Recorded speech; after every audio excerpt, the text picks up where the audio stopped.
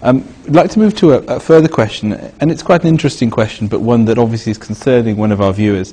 Mubarak Ahmed Sahib, who is a Ghanaian, but is a student currently in South Korea, he says that he's been in Korea for some time now and he's not seen any Ahmadis there. And he's obviously very concerned that he's not able to fulfill the requirements of offering combined prayer or the Jummah or the Eid prayer. And he's asking whether in those circumstances, although he's very uncomfortable to do so, whether it is permitted to offer prayer behind a non-Ahmadi Imam. So perhaps the panel could shed some light on what the teaching is here. Well, there are two parts of this question, as I understand. One is that our brother from Ghana, he is unable to find so far any Ahmadi in Republic of Korea, South Korea. Actually, I think by the grace of Allah, I'm definite that we have got a community there. And as we have got, I think, the email address of this questioner, so we will, inshallah, let him know. We can inshallah, email details and any required information. So the community is there. So if once he finds the community, that question will be automatically answered. So I suppose the further question is, if in circumstances where there were Ahmadis there, what would happen? Well, the thing is that this is a very important question which is generally asked many times by many people. The thing is that this situation of not offering the prayer behind the non-Ahmadi Imam, or the non-Ahmadis not offering behind the Ahmadi Imam, in the beginning there was no such distinction.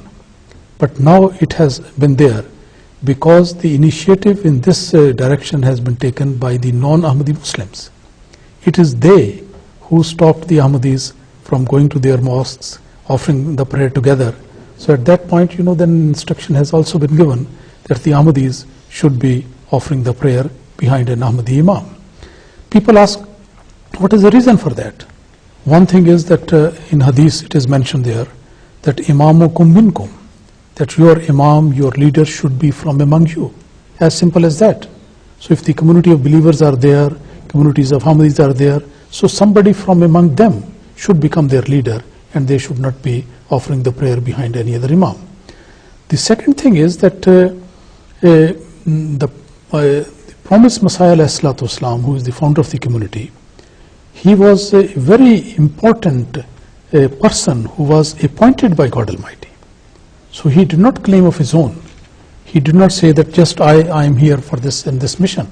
He was specifically appointed by God Almighty as a subordinate prophet, as an Ummati Nabi from among the followers of the Holy Prophet ﷺ, as an Imam Mahdi. And regarding Imam Mahdi, the Holy Prophet ﷺ has mentioned that when people come to know about Imam Mahdi, they should go to him all the way, even crossing the glaciers of ice and conveying my salam. And the final instruction he gave was that they should also initiate at his hand. So this instruction is very specific. Now those people who reject this Imam, who has been appointed by God Almighty, do they not forfeit their own right of being the leaders of those people who are fortunate to have accepted that one? So that is as simple as that. Generally, many a time it happens, somebody in the village would say, I don't want to offer the prayer behind this person because he is not on good terms with my father. So on petty issues, they say, I would like not to offer behind that. But here we have got a very strong religious reason that the one who has been appointed by God Almighty, that should be accepted. And our leader, those who have already accepted that person to be from God Almighty, our leader should be such a person who is also from his followers, not those people who reject the appointment of God.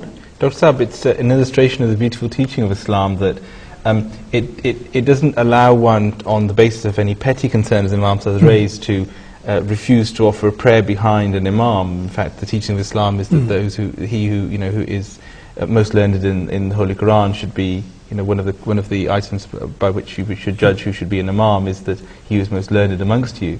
But obviously it's quite clear from what Imam has explained that there are these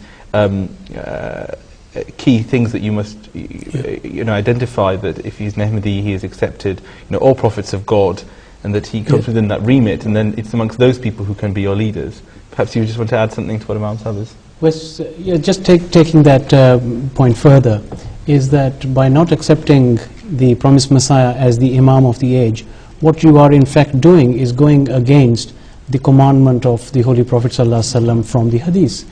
So you are actually denying that Hadith, and denying the command that he had given to Muslims, that when he comes, that you should take his bath and accept him as your Imam.